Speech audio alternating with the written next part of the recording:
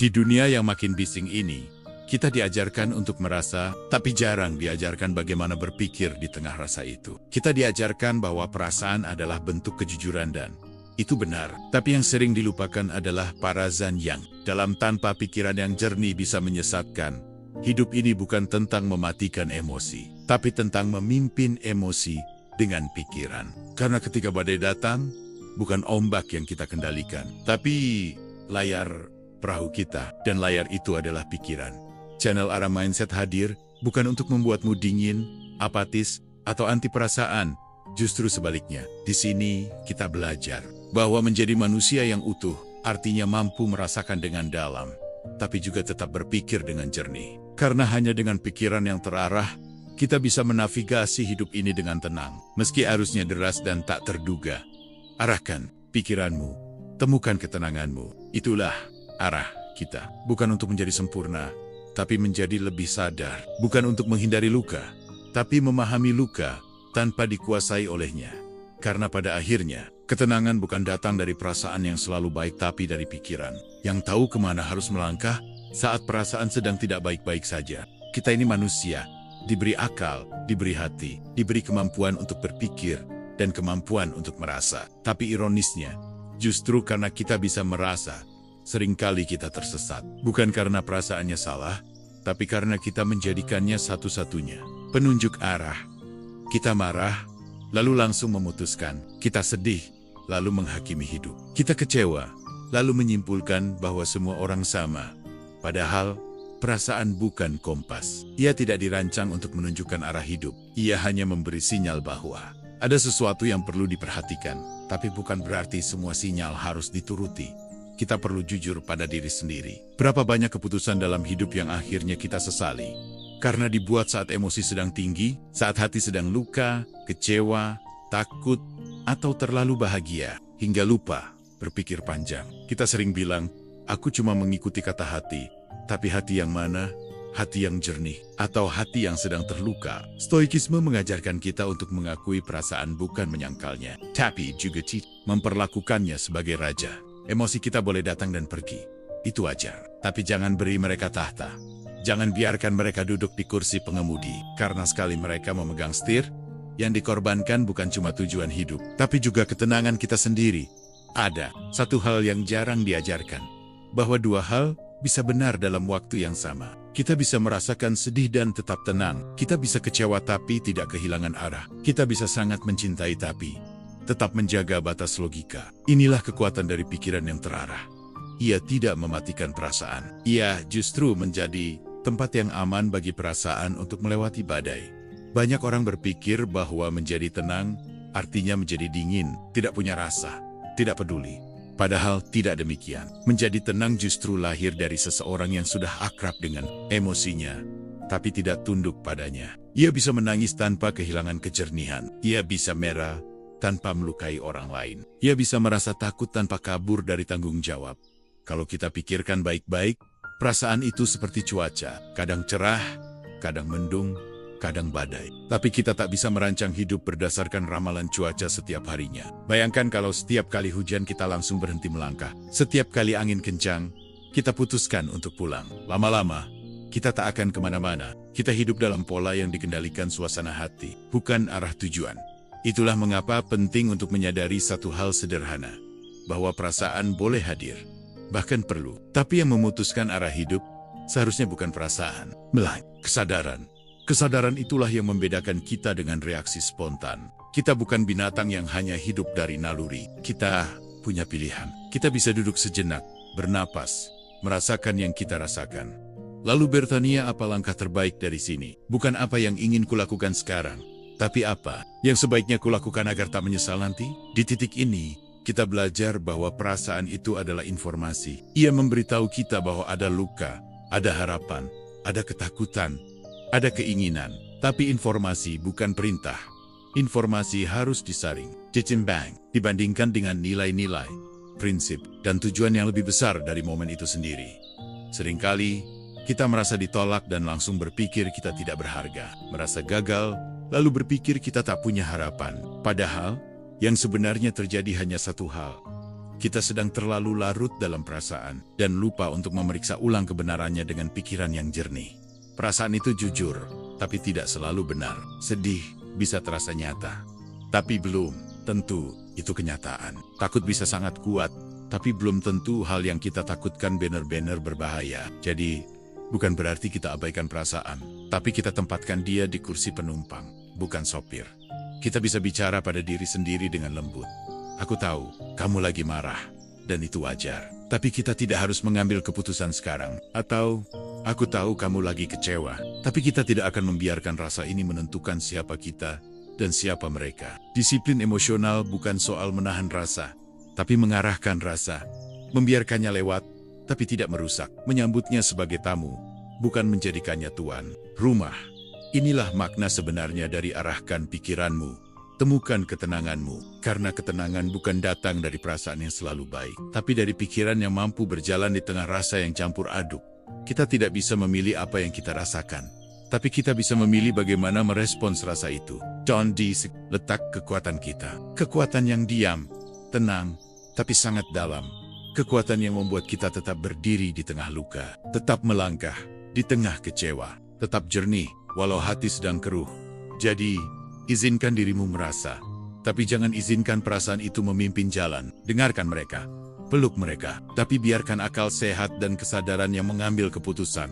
Karena dalam hidup ini, mereka yang bisa menjaga kejernihan pikiran di tengah gelombang perasaan adalah mereka yang akan tiba di pantai ketenangan lebih dulu.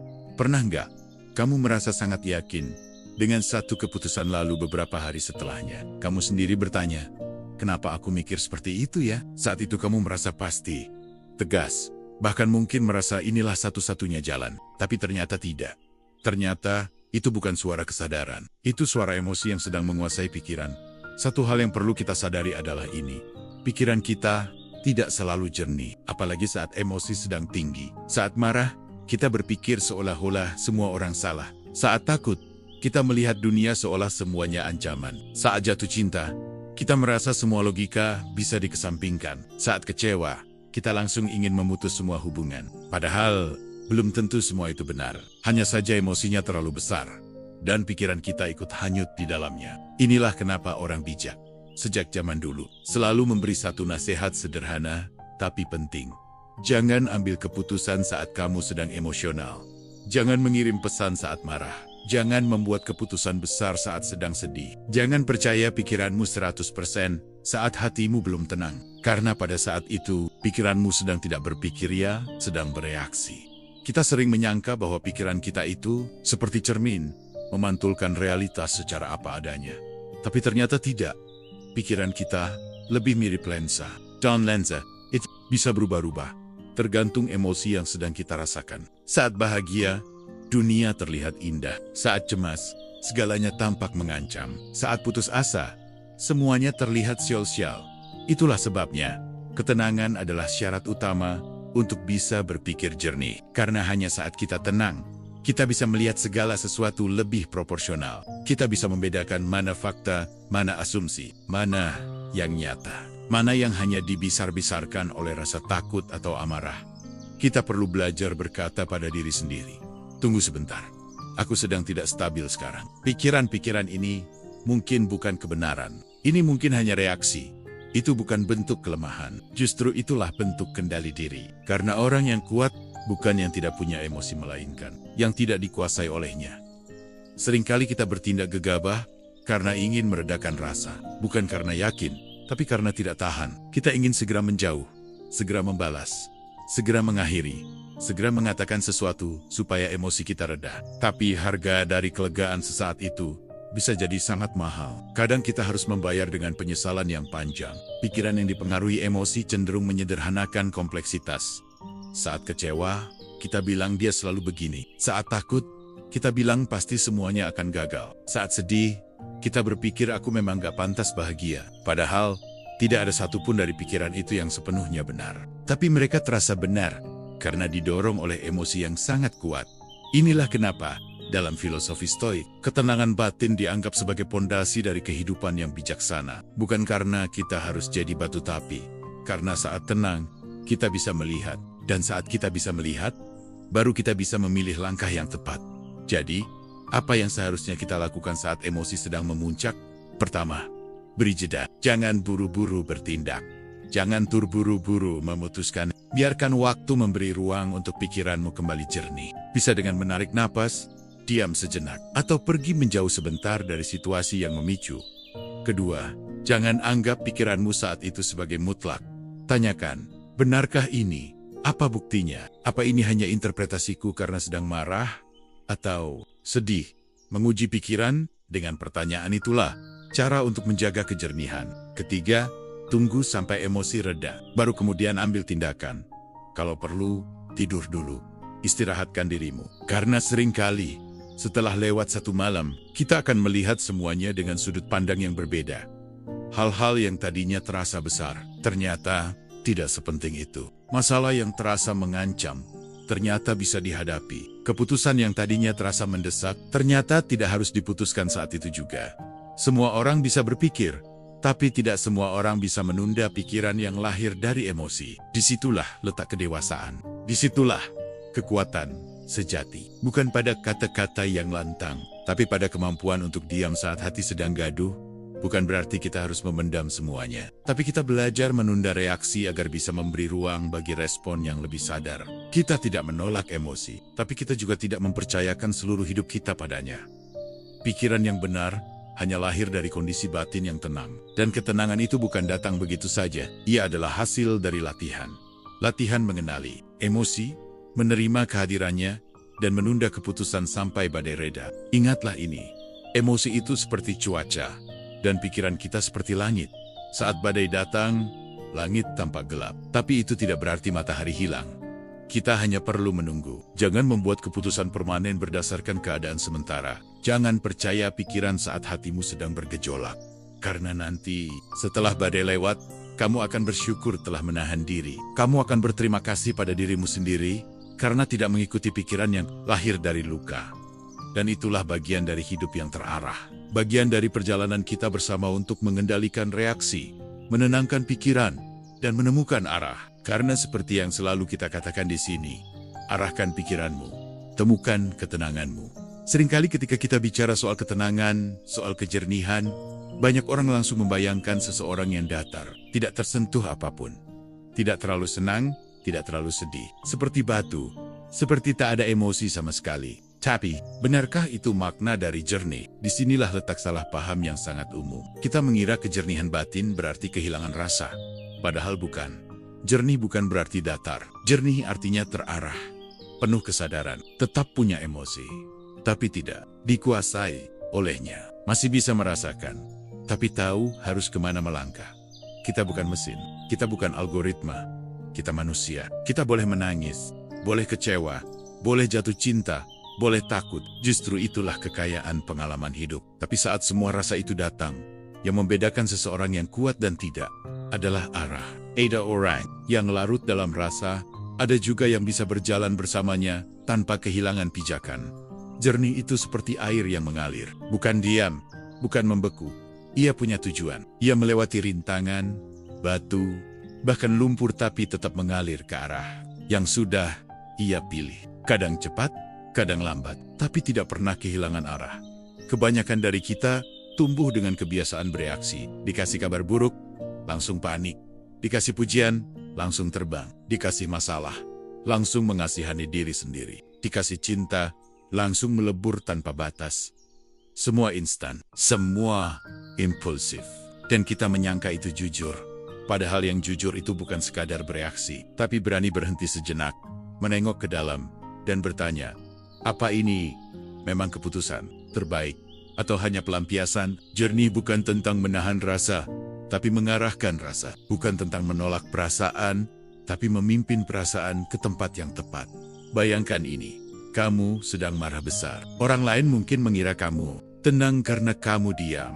Tapi di dalam, kamu tahu hatimu panas, emosimu membuncah. Lalu kamu berkata pada diri sendiri, aku bisa meledak sekarang. Tapi apa itu akan menyelesaikan sesuatu? Atau justru menambah luka? Nah, itu bukan datar. Itu bukan dingin. Itu adalah kejernihan. Karena kamu sedang tidak membiarkan emosi mengambil alih. Kamu sedang mengarahkan dirimu sendiri. Banyak orang membenci konflik, tapi lebih banyak lagi yang salah menanganinya. Mereka memilih diam, tapi dalam diamnya ada kemarahan yang ditumpuk. Mereka memilih senyum, tapi dalam senyumnya ada luka yang belum diselesaikan. Mereka kira itu bentuk dari kedewasaan, padahal seringkali itu hanya bentuk lain dari ketidakmampuan mengarahkan emosi. Orang yang jernih bukan orang yang tidak punya konflik, tapi orang yang tahu kapan harus bicara, kapan harus diam, kapan harus memberi jarak, kapan harus mendekat, kapan harus memaafkan, kapan harus melepaskan. Dan semua itu tidak muncul dari sikap datar, tapi dari arah yang jelas. Kita hidup di dunia yang penuh gangguan. Emosi kita dipancing setiap hari. Lewat berita, media sosial, percakapan sepele, komentar, orang, bahkan ekspresi wajah seseorang bisa jadi pemicu. Kalau kita tak punya arah, kita akan selalu terseret. Hari ini kita marah karena ini, besok stres karena itu. Kita lelah, bukan karena hidup terlalu berat, tapi karena kita ke mana-mana tanpa arah. Orang yang pikirannya jernih akan terlihat berbeda. Mereka tetap merasakan sedih, tapi tidak meledak. Tetap merasa senang, tapi tidak lupa diri. Tetap bisa kecewa, tapi tidak mengutuk dunia. Mereka tetap hadir sepenuhnya dalam hidup, tapi tidak dikuasai oleh setiap emosi yang datang.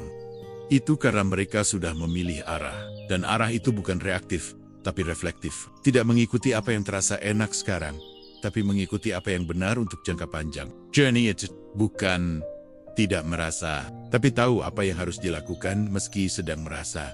Kamu boleh sangat mencintai seseorang, tapi kejernihan akan membuatmu tahu bahwa cinta yang sehat bukan kehilangan diri sendiri. Kamu boleh sangat terluka oleh seseorang, tapi kejernihan akan membuatmu memilih untuk tidak membalas luka dengan luka.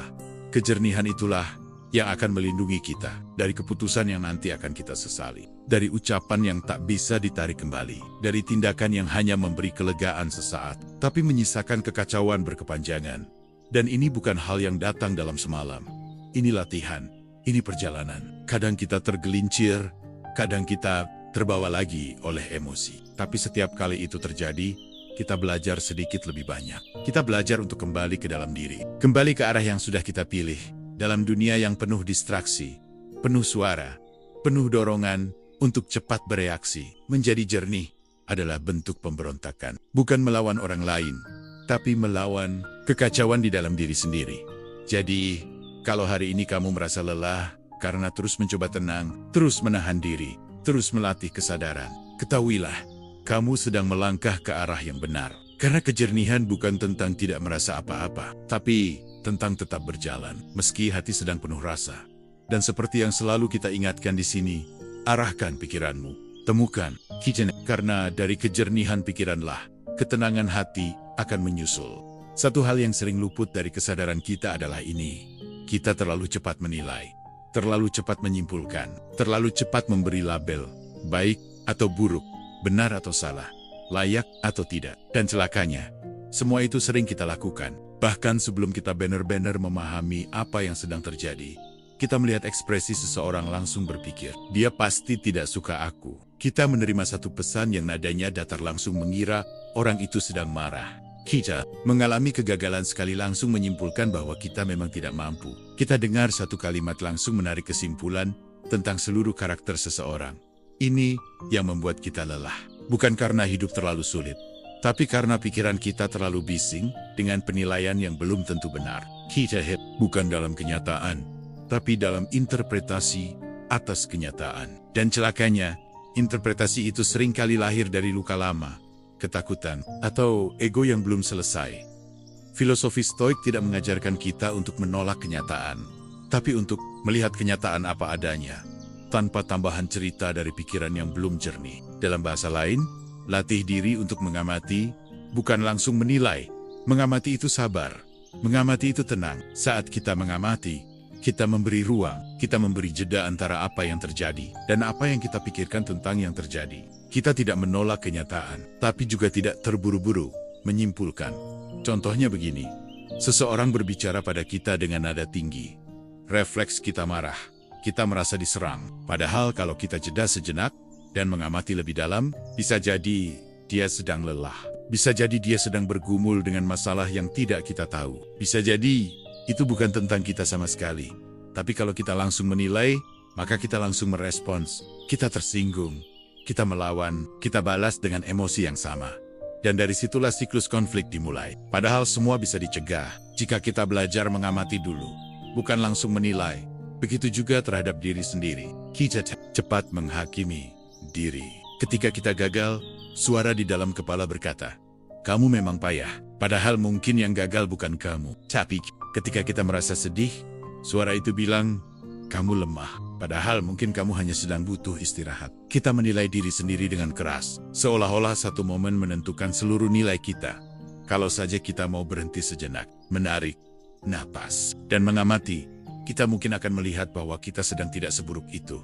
Kita hanya sedang lelah. Kita hanya manusia yang sedang mengalami hidup, bukan karakter yang gagal, bukan pribadi yang rusak. Mengamati membuat kita lebih, karena dari pengamatan yang jujur, muncul pemahaman. Dan dari pemahaman, barulah kita bisa mengambil sikap dengan lebih tepat. Ingat, kita ini bukan hakim. Kita tidak harus menghakimi setiap momen yang datang. Kita tidak harus selalu menyimpulkan. Kadang, cukup dengan menyadari, "Oh, aku sedang merasa cemas. Bukan aku pasti akan gagal." Atau, "Oh, dia bicara seperti itu. Bukan dia pasti benci aku." Pengamatan menciptakan ruang, dan ruang itu adalah tempat di mana kesadaran bisa masuk. Ketika kita punya ruang antara stimulus dan respons, kita jadi punya pilihan, mau bertindak dengan sadar atau hanya bereaksi. Coba bayangkan kalau setiap orang di dunia ini belajar mengamati lebih dulu sebelum bereaksi. Berapa banyak konflik bisa dicegah? Berapa banyak hubungan bisa diselamatkan? Berapa banyak luka bisa disembuhkan? Bukan dengan melukai balik, tapi dengan himak. Sayangnya, kita hidup di zaman yang serba cepat. Semua mendorong kita untuk bereaksi. Beri komentar cepat, balas pesan cepat, ambil sikap cepat. Seolah-olah diam itu kelemahan. Padahal seringkali, diam sejenak justru tanda kekuatan. Dalam diam itulah, kita bisa mengamati. Kita bisa bertanya, apa yang sebenarnya sedang terjadi? Kenapa aku merasa begini? Apa benar orang itu bermaksud menyakitiku? Atau hanya aku yang sedang sensitif? Apakah ini fakta, atau hanya cerita yang aku bangun di kepala sendiri? Latihan mengamati ini sederhana, tapi dampaknya besar. Karena begitu kita terbiasa mengamati lebih dulu, kita jadi lebih tenang, lebih bijak, dan lebih adil. Bukan cuma terhadap orang lain, tapi juga terhadap diri sendiri.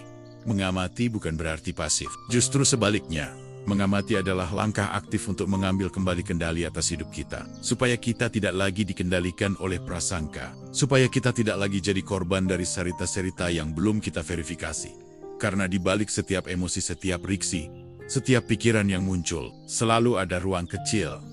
Dan di ruang kecil itulah, kejernihan bisa tumbuh. Dari ruang itulah, kita bisa mulai mengarahkan pikiran kita. Agar bisa menemukan ketenangan yang tidak lagi mudah digoyahkan. Jadi lain kali, saat kamu tergoda untuk langsung menilai, coba tahan sebentar. Tarik napas, tunda penilaianmu. Amati dulu, dan biarkan dari pengamatan itu muncul pemahaman. Karena hidup bukan tentang siapa yang paling cepat menyimpulkan, tapi siapa yang paling jernih melihat. Dan seperti yang selalu kita ingatkan di sini, arahkan pikiranmu, temukan ketenanganmu. Ada satu kesalahan umum yang sering kita lakukan terhadap emosi. Kita mencoba mengusirnya. Kita bilang ke diri sendiri, aku nggak boleh sedih, aku nggak boleh marah, aku harus tetap kuat. Lalu kita telan semua yang kita rasa. Kita bungkam semua yang ingin keluar. Kita tutup rapat-rapat, seolah-olah emosi itu sesuatu yang kotor. Seolah-olah merasa adalah tanda kelemahan. Tapi justru disitulah letak masalahnya. Yang membuat kita hancur bukan karena emosi datang, tapi karena kita menolaknya. Yang membuat kita meledak bukan karena kita terlalu sensitif, tapi kita terlalu lama menekan. Padahal emosi itu seperti air. Kalau kita alirkan dengan benar, dia menenangkan. Tapi kalau kita tutup semua salurannya, dia akan mencari celah. Dan saat tekanan sudah tak tertahankan lagi, dia bisa meluap tanpa kendali. Emosi yang diterima bisa dipeluk, bisa dipahami, bisa dilepas. Tapi, emosi yang ditekan, ia akan diam-diam tumbuh dalam gelap, mengakar, mengeras, lalu muncul di waktu dan tempat yang salah. Kita bisa marah bukan pada orang yang salah, tapi pada orang yang tersedia. Kita bisa menangis karena hal sepele, padahal yang kita tangisi bukan itu saja, tapi tumpukan rasa yang tak pernah kita beri ruang untuk keluar. Kita hidup di budaya yang terlalu memuja citra kuat. Kuat berarti tidak menangis. Kuat berarti tetap tersenyum saat hati hancur. Kuat berarti tidak mengeluh, tidak goyah, tidak tampak lemah. Tapi kuat yang seperti itu hanya bungkus, dan semua yang dibungkus rapat, cepat atau lambat akan berjamur. Dari dalam, kita perlu keberanian untuk menerima emosi, untuk mengakui, ya, aku sedang marah, ya, aku kecewa, ya, aku takut. Karena hanya dengan mengakui, kita bisa mengenali, dan hanya yang dikenali bisa ditenangkan. Lihat anak Castle, saat mereka menangis, mereka tidak berpura-pura baik-baik saja. Mereka tidak memaksakan senyum. Mereka tunjukkan apa yang mereka rasa. Dan setelah itu, mereka bisa tenang lagi. Karena mereka tidak menyimpan. Mereka tidak menipu diri sendiri. Tapi, saat kita dewasa, kita mulai belajar untuk menyembunyikan. Kita diajarkan bahwa menunjukkan perasaan itu tidak profesional, tidak dewasa, tidak pantas. Padahal, tidak ada yang lebih manusiawi daripada merasa. Filosofi Stoik memang sering disalahpahami. Banyak yang mengira Stoik itu berarti tidak punya emosi. Padahal justru sebaliknya Stoik mengajarkan kita untuk menerima kenyataan. Termasuk kenyataan bahwa kita sedang merasa, tapi tidak berhenti di situ. Stoik mengajak kita untuk memimpin emosi itu, bukan menekannya. Untuk mengarahkan, bukan mengabaikan.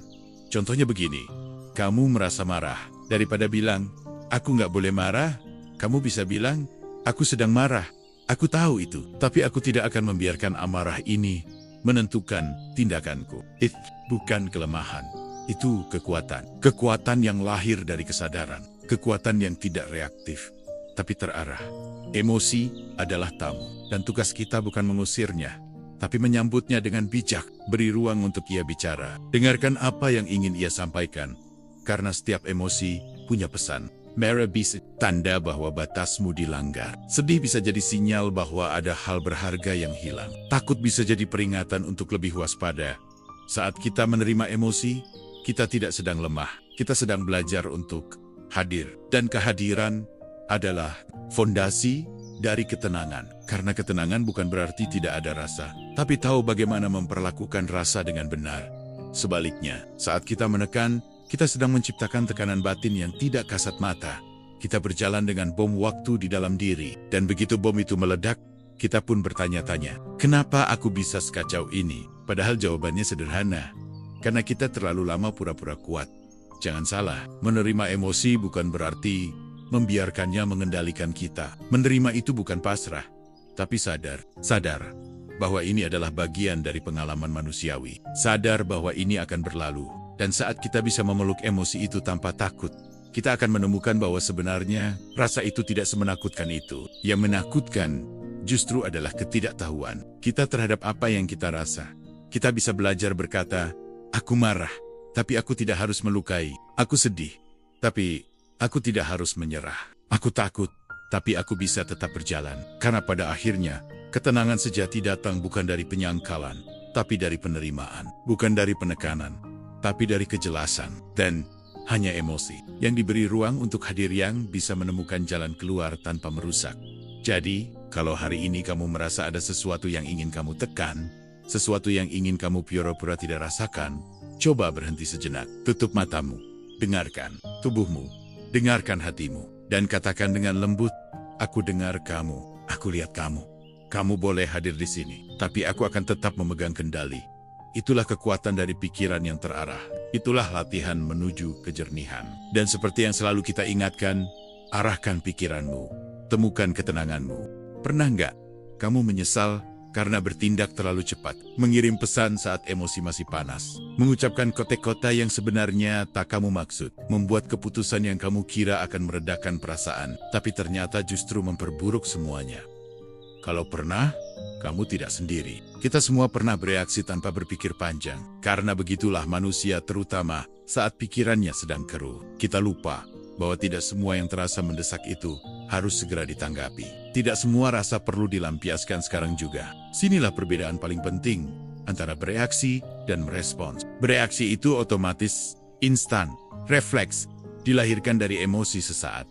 Tapi merespons itu butuh kesadaran, butuh kejernihan. Dan kejernihan tidak datang dari pikiran yang dipenuhi prasangka atau dari hati yang sedang terluka. Ia lahir dari latihan-latihan untuk tidak selalu menuruti dorongan pertama. Latihan untuk bertanya dulu sebelum bertindak. Apakah ini pilihan terbaik, atau hanya pelarian tercepat dari rasa tidak nyaman? Kita terlalu sering diajarkan untuk jadi cepat tanggap, tapi jarang diajarkan bahwa yang lebih penting dari kecepatan adalah ketepatan. Reaksi cepat bisa menyelamatkan saat darurat, tapi dalam kehidupan sehari-hari, yang kita butuhkan bukan sekadar cepat tapi juga tepat. Bereaksi seringkali menenangkan ego. Merespons menenangkan batin. Bereaksi bisa membuat kita menang argumen. Merespons membuat kita menang dalam jangka panjang. Bereaksi mungkin terasa memuaskan untuk sesaat, tapi merespons memberi kita damai setelah semua reda. Orang yang pikirannya jernih tidak mudah terpancing, bukan karena dia tidak punya emosi, tapi karena dia tahu bahwa kekuatan sejati bukan terletak pada siapa yang paling keras bicara, tapi siapa yang paling sadar dalam bertindak. Contohnya begini. Seseorang mengucapkan sesuatu yang menyakitkan padamu. Reaksimu ingin membalas, ingin membuktikan bahwa kamu juga bisa menyakiti. Tapi kalau kamu berhenti sejenak, menarik napas, dan melihat lebih jernih, kamu mungkin akan sadar, orang itu sedang bicara dari lukanya sendiri. Dan kamu tidak harus ikut masuk ke dalam luka itu. Merespons bukan berarti kamu diam saja dan menahan semua rasa. Bukan berarti kamu tidak punya batas. Justru sebaliknya, merespons adalah tindakan sadar yang lahir dari kejernihan. Kamu tetap bicara, tapi dengan nada yang tidak menyulut. Kamu tetap bisa bersikap tegas, tapi tanpa menyakiti. Kamu tetap bisa menetapkan batas, tapi dengan kepala dingin, bukan kepala panas.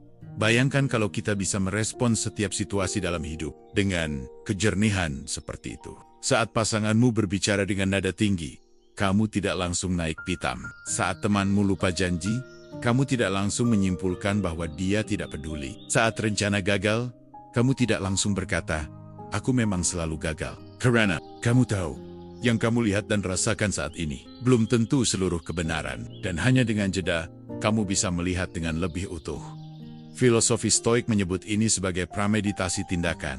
Berpikir sebelum bertindak. Ruang antara stimulus dan respons. Dalam ruang itulah letak kebebasan kita. Bukan kebebasan untuk melakukan apapun, tapi kebebasan untuk memilih apa yang sebaiknya kita lakukan. Bukan sekadar apa yang ingin kita lakukan. Dalam dunia yang serba cepat seperti sekarang, jeda terasa seperti kemewahan. Tapi justru di jeda itulah hidup yang sadar dimulai. Kamu lagi hidup karena didorong oleh rasa. Tapi karena kamu memilih langkah berdasarkan arah. Bereaksi membuat kita hidup di bawah kuasa emosi. Merespons membuat kita hidup berdasarkan nilai dan tujuan. Dan ini bukan soal jadi orang tenang di luar, tapi soal tidak lagi jadi korban dari emosi sendiri di dalam. Soal kemampuan untuk menahan satu dorongan hari ini, demi hasil yang lebih. Do my best. Soal memilih jalan sulit yang jernih daripada jalan cepat yang penuh penyesalan. Jadi mulai sekarang, perhatikan kapan kamu sedang bereaksi dan kapan kamu sedang merespons. Bedanya halus, tapi dampaknya besar. Sebelum kamu kirim pesan itu, tarik napas. Sebelum kamu balas komentar pedas, pikirkan ulang. Sebelum kamu menyerah atau memutuskan sesuatu secara drastis, tanya pada dirimu, apakah ini respons sadar atau reaksi emosional? Karena hidup bukan soal cepat-cepat sampai, tapi soal tetap jernih, meski di tengah jalan yang penuh gangguan. Dan seperti yang selalu kita ulang di sini, arahkan pikiranmu. Temukan ketenanganmu, bukan dengan memadamkan emosi, tapi dengan memimpin emosi itu. Bukan dengan menolak rasa, tapi dengan memilih tindakan yang sejalan dengan siapa kamu ingin jadi. Responmu hari ini adalah penentu arah hidupmu esok. Kita hidup di zaman di mana semua hal ingin ditunjukkan. Apa yang kita makan, kita unggah. Kemana kita pergi, kita bagikan. Apa yang kita rasakan, kita tulis panjang-panjang agar dunia tahu. Aku sedang marah, aku sedang kecewa. Aku sedang mencintai. Seolah-olah jika tak diungkapkan keluar, maka perasaan itu tidak valid. Padahal, tidak semua yang dalam harus ditunjukkan. Tidak semua rasa harus diumbar untuk dianggap nyata. Kedalaman perasaan itu milik pribadi, bukan tontonan. Ada orang yang mencintai dalam diam, tapi lebih setia dari yang banyak bicara. Ada yang terluka begitu dalam, tapi tetap tersenyum, agar tidak menambah luka orang lain. Ada yang kecewa, marah, tersakiti, tapi memilih menenangkan diri dalam keheningan. Apakah semua itu berarti kurang tulus? Tidak. Justru disitulah bentuk ketulusan yang paling sunyi tapi paling jujur. Seringkali kita lupa bahwa perasaan yang kuat tidak butuh panggung. Ia tidak haus tepuk tangan. Ia tidak sibuk minta validasi. Ia hanya ingin hadir, dipahami, dan diarahkan, bukan dipertontonkan. bukan berarti kita tak boleh bicara. Bukan berarti kita harus memendam semua rasa. Tapi ada bedanya antara menyuarakan perasaan dan memamerkannya. Antara membagikan dan mencari pengakuan. Perasaan yang tulus tidak sibuk membuktikan diri. Karena ia tahu bahwa nilainya tidak berkurang hanya karena tidak dipahami orang lain. Karena ia sadar bahwa pengakuan paling dalam bukan datang dari luar tapi dari diri sendiri. Kita sering terjebak pada ilusi bahwa semakin terlihat, semakin nyata. Padahal justru yang paling dalam seringkali tidak bersuara. Lihat laut, semakin dalam, semakin tenang, semakin dangkal, semakin riuh ombak di permukaan. Begitu juga perasaan yang benar-benar besar, justru sering hadir dengan cara yang tenang, tidak memaksa, tidak mendesak, karena dia tidak butuh diteriakan agar dianggap ada. Berapa banyak orang yang tampak tenang, padahal di dalamnya sedang berkecamuk. Berapa banyak yang dayam-dayam mendoakanmu dalam sepi, tanpa pernah menyampaikan. Berapa banyak yang memilih menjauh tanpa marah, hanya karena ingin melindungimu dari sisi dirinya yang belum selesai. Tapi kita sering lupa menghargai itu, karena kita terlalu fokus pada hal-hal yang tampak, terlalu terpaku pada ucapan, tulisan, ekspresi. Padahal kedalaman itu sering tak punya bentuk. Ia hanya terasa. Filosofi Stoik mengajarkan kita untuk tidak bergantung pada pengakuan eksternal. Kalau kamu merasa sedih, tak perlu semua orang tahu agar kesedihanmu sah. Kalau kamu merasa cinta, tak perlu kamu tunjukkan setiap waktu agar itu dianggap benar. Kalau kamu merasa kecewa, tak perlu kamu pamerkan kemarahan agar orang sadar kamu terluka. Kedewasaan emosional bukan berarti tidak merasa, tapi tahu kapan perlu bicara, kapan cukup menyimpan. Tahu bahwa tidak semua rasa harus dikonversi jadi cerita, tidak semua luka harus diumumkan, tidak semua cinta harus dibuktikan lewat eksposur. Kita ini terlalu sering ingin dilihat, padahal yang paling penting bukan dilihat, tapi dimengerti. Dan yang pertama harus mengerti adalah diri kita sendiri. Kalau kamu bisa duduk diam, menatap perasaanmu sendiri tanpa tergoda untuk membagikannya ke dunia, itu bukan kelemahan, itu bukan kesepian, itu adalah kedewasaan. Kamu sedang berkata pada dunia, perasaanku cukup penting untuk aku pahami sendiri. Aku tak butuh penilaianmu untuk tahu bahwa ini nyata. Karena sejatinya, bukan orang lain yang membuat perasaan kita sah. Bukan jumlah komentar yang membuat luka kita pantas. Bukan jumlah like yang membuat cinta kita besar. Rasa itu milikmu. Kamu yang menjalaninya. Kamu yang tahu kedalamannya. Dan kamu pula yang bertanggung jawab atas bagaimana kamu menyikapinya. Kamu bisa menangis tanpa mengunggah. Kamu bisa cinta tanpa berteriak-teriak. Kamu bisa kecewa tanpa meledak. Dan semua itu tetap valid, tetap sah, tetap utuh. Belajarlah untuk tenang di dalam. Karena ketenangan batin bukan datang dari pengakuan luar, tapi dari kesadaran bahwa aku merasa dan itu cukup. Tidak perlu dibuktikan, tidak perlu diumbar, tidak perlu dipoles agar diterima. Dan saat kamu mampu menjalani itu, saat kamu tak lagi sibuk membuktikan kedalaman perasaanmu, disitulah kamu benar-benar merdeka.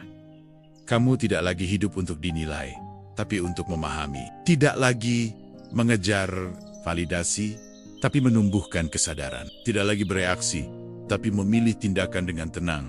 Seperti yang selalu kita katakan di sini. Arahkan pikiranmu, temukan ketenanganmu. Karena hanya pikiran yang terarah, yang bisa menjaga hati, agar tetap jernih di tengah perasaan yang dalam. Banyak orang mengira kejernihan pikiran adalah anugerah, bahwa orang-orang yang tenang, yang tidak mudah terpancing emosi, yang tidak reaktif menghadapi masalah mereka seperti itu karena memang sudah begitu dari lahir. Padahal tidak, jernih bukan bawaan lahir. Jernih adalah pilihan, dan bukan cuma sekali tapi pilihan yang dibuat setiap hari. Karena setiap hari kita diberi kesempatan yang sama untuk marah atau memaafkan, untuk panik atau menarik napas, untuk menyalahkan atau memahami, untuk membiarkan pikiran kita kabur atau mengarahkannya dengan sadar. Kalau kamu berpikir, aku memang orangnya emosional dari dulu, atau aku memang gampang terpancing, susah tenang, berhenti sebentar, itu bukan identitas. Itu kebiasaan, dan semua kebiasaan bisa diubah kalau kamu mau mengambil alih kemudi. Kejernihan bukan datang karena kamu tidak punya masalah, tapi karena kamu melatih diri untuk tidak bereaksi secara impulsif setiap kali masalah datang. Bukan karena hidupmu tenang, tapi karena kamu memilih untuk tidak membiarkan kekacauan di luar masuk ke dalam dirimu.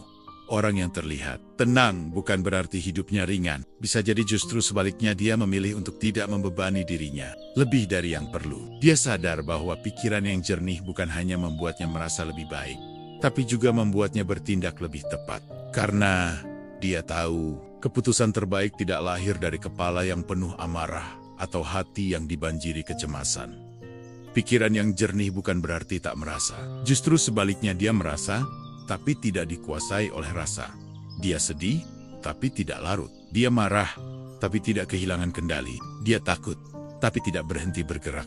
Semua itu bukan karena dia beruntung jadi orang yang kalem, tapi karena dia memilih untuk menjadi sadar. Karena dia tahu bahwa jernih itu tidak datang dengan sendirinya. Ia harus diusahakan, dilatih, diulang, dan latihannya tidak selalu terlihat. Bisa jadi sesederhana menunda membalas pesan saat hati masih panas, menahan diri untuk tidak berkomentar saat pikiran sedang keruh, memilih diam sejenak untuk mengurai rasa sebelum berkata, atau menulis di jurnal, alih-alih meledakkan perasaan ke orang lain. Setiap pilihan kecil itu, ketika dikumpulkan, membentuk pola pikir yang baru. Dan perlahan-lahan, kamu bukan hanya sedang menenangkan diri kamu, sedang membangun dirimu yang baru. Kita sering ingin menjadi lebih tenang, lebih bijak, lebih jernih, tapi berharap itu datang dengan sendirinya, tanpa usaha. Kita ingin hasil, tanpa proses. Padahal kejernihan adalah hasil dari banyak pertarungan batin yang tidak disaksikan siapapun. Pertarungan antara ingin bereaksi dan memilih untuk merespons, antara ingin melawan atau melepaskan, antara mengikuti dorongan atau menahan diri. Dan tiap kali kamu memilih dengan sadar, kamu sedang melatih kejernihanmu. Tentu tidak selalu mulus. Akan ada hari-hari di mana kamu kalah. Hari-hari di mana kamu tetap terpancing, tetap emosional, tetap kehilangan arah. Tapi itu tidak apa-apa. Karena jernih bukan soal jadi sempurna, tapi soal tetap kembali ke arah meskipun sempat tersesat. Kamu boleh gagal menjaga pikiran hari ini, tapi besok pagi kamu bisa mulai lagi, karena jernih bukan satu keputusan besar, melainkan serangkaian pilihan kecil yang kamu ulang setiap hari. Dan itu kabar baiknya. Kejernihan itu bisa dilatih. Ia bukan hadiah langka untuk orang-orang tertentu, tapi keterampilan yang bisa dibangun oleh siapapun yang mau bertanggung jawab atas pikirannya sendiri. Kamu tidak harus menjadi orang yang sabar secara alami. Kamu cukup mulai dengan satu kesadaran. Aku bisa memilih untuk tidak menambah keruhnya keadaan ini. Satu pikiran itu saja sudah cukup untuk mengubah arah. Mulai dari sana, dari satu keputusan sadar di tengah pikiran yang kusut, dari satu tarikan napas sebelum kamu bereaksi, dari satu kalimat sederhana, tidak hari ini aku memilih jernih. Dan jika kamu mengulang itu cukup sering, kamu akan sampai pada titik di mana kejernihan bukan lagi hal yang kamu cari, tapi jadi cara hidupmu, jadi pondasi berpikirmu. Bukan karena kamu selalu tenang, tapi karena kamu tahu bagaimana kembali ke tenang setiap kali hidup mengguncang.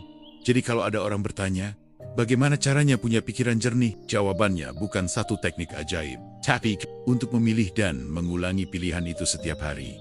Jernih itu bukan karakter bawaan, ia adalah arah. Dan seperti yang selalu kita katakan di sini, arahkan pikiranmu, temukan ketenanganmu. Karena ketika kamu memilih kejernihan, kamu bukan hanya menenangkan hari ini, kamu sedang menciptakan masa depan yang lebih terang. Pernahkah kamu merasa begini? Sudah berusaha melupakan, tapi hati tetap sakit. Sudah mencoba berdamai, tapi kenangan masih saja datang. Sudah ingin move on, tapi perasaan masih tertinggal di masa lalu. Lalu kita mulai menyalahkan hati. Kenapa aku masih sesakit ini? Kenapa aku belum bisa lepas? Kenapa aku tidak seperti orang lain yang terlihat lebih kuat? Padahal mungkin masalahnya bukan di hatimu, tapi pada pikiranmu yang belum terarah.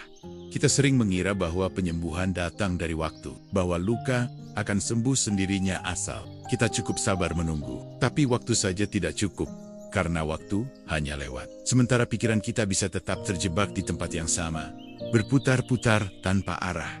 Hati itu seperti luka terbuka, dan pikiran adalah tangan yang merawat, atau justru yang terus menggoresnya.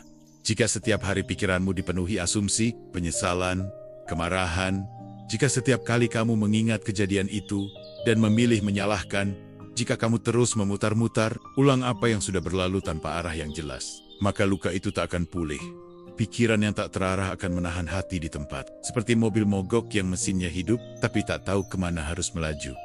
Beda halnya kalau kamu mulai mengarahkan Pikir, bukan dengan menyangkal rasa sakit, tapi dengan bertanya pada diri sendiri, apa yang bisa aku pelajari dari ini? Bagaimana aku bisa menjadi lebih kuat dari pengalaman ini? Apa yang ingin aku bangun dari sisa rasa ini? Saat kamu mulai mengarahkan pikiran ke pertumbuhan, perlahan hati akan mulai mengikuti. Tidak langsung sembuh, tapi mulai pulih. Karena hati itu lembut, ia butuh panduan. Dan pikiran yang jernih adalah panduan terbaik untuknya. Dalam filosofi Stoik, disebutkan bahwa penderitaan manusia bukan berasal dari kejadian itu sendiri, tapi dari bagaimana kita memaknai kejadian itu. Dengan kata lain, bukan apa yang terjadi yang membuatmu menderita, tapi arah pikiranmu setelah kejadian itu. Saat seseorang meninggalkanmu, kamu bisa memilih untuk berpikir, aku tidak cukup berharga. Atau kamu bisa mengarahkan pikiranmu ke, mungkin ini memang bukan untukku, tapi aku akan tumbuh dari sini. Saat hidup mengecewakanmu, kamu bisa memilih untuk berpikir, hidup ini tidak adil. Atau kamu bisa berkata, aku sedang ditempa, aku sedang dibentuk. Arahnya berbeda, hasilnya juga berbeda. Karena pikiran, seperti kemudi, kalau kamu biarkan ia bergerak tanpa kendali, ia bisa membawamu ke tempot-tempot yang makin membuatmu tenggelam. Tapi kalau kamu pegang erat dan tahu kemana kamu ingin pergi, maka perlahan kamu akan bergerak ke arah pemulihan. Pikiran yang terarah tidak akan menghapus rasa sakit, tapi ia akan memberikan makna. Dan makna itulah yang membuat rasa sakit jadi lebih bisa ditanggung. Kadang kita terlalu fokus pada perasaan, tanpa sadar bahwa yang perlu dibenahi adalah cara kita berpikir. Hati boleh remuk, tapi jika pikiranmu tetap terarah, kamu tidak akan hanyut. Kamu tetap punya pegangan, tetap tahu apa yang harus dilakukan, tetap punya alasan untuk bangkit. Pernah dengar kalimat ini? Seseorang yang tahu kenapa bisa menghadapi apapun, begitu juga dengan luka. Saat kamu tahu kenapa kamu harus pulih, saat kamu tahu arah hidupmu mau dibawa kemana, maka hati akan mulai ikut menyusul. Itulah mengapa kita terus mengulang di sini. Arahkan pikiranmu, temukan quickening, karena ketenangan hati bukan datang dari tidak merasa apa-apa, tapi dari tahu kemana harus melangkah. Bahkan saat hati sedang berantakan, jangan buru-buru menyembuhkan hati. Mulailah dulu dari pikiranmu, karena dari situlah semuanya bermula. Dan dari situlah pemulihan perlahan akan datang. Tak perlu sempurna, tak perlu langsung bangkit. Cukup arahkan, sedikit demi sedikit, hari demi hari, karena hati akan lebih mudah sembuh. Jika ia tahu kemana harus dituju, pada akhirnya, hidup ini tidak pernah bisa benar-benar lepas dari rasa. Kita akan tetap merasa marah, kecewa, sedih, takut, bahkan hancur. Dan itu wajar, karena kita manusia bukan batu. Tapi justru karena kita manusia, kita dikaruniai satu kemampuan yang tidak dimiliki perasaan. Kemampuan untuk memilih arah, itulah fungsi pikiran. Perasaan boleh dalam, boleh sangat dalam. Tapi kejernihan tetap harus bukan untuk menghilangkan rasa, tapi agar rasa itu tidak menghilangkan kita. Kita tidak bisa memilih apa yang akan kita rasakan, tapi kita selalu bisa memilih apa yang akan kita pikirkan setelahnya. Dan disitulah letak kekuatan kita. Di sana, kita punya kendali. Kamu tidak harus menjadi orang yang selalu kuat, tapi kamu bisa menjadi orang yang sadar saat sedang rapuh. Kamu tidak harus membuang air matamu, tapi kamu bisa memastikan air mata itu tidak membanjiri akal sehatmu. Karena dalam setiap rasa yang dalam, ada ruang untuk kejernihan. Dan dalam setiap kejernihan yang dipilih, ada jalan menuju ketenangan. Maka jangan tunggu perasaanmu membaik, baru kamu bisa berpikir jernih. Pikirkan dengan jernih dan biarkan hati menyusul. Arahkan pikiranmu, walau pelan, sedikit demi sedikit, hari demi hari, karena dari sanalah ketenanganmu akan datang. Dan seperti yang selalu kami ingatkan di sini, arahkan pikiranmu, temukan ketenanganmu. Sampai ketenangan bukan lagi tempat yang kamu cari, tapi cara kamu menjalani hidup setiap harinya.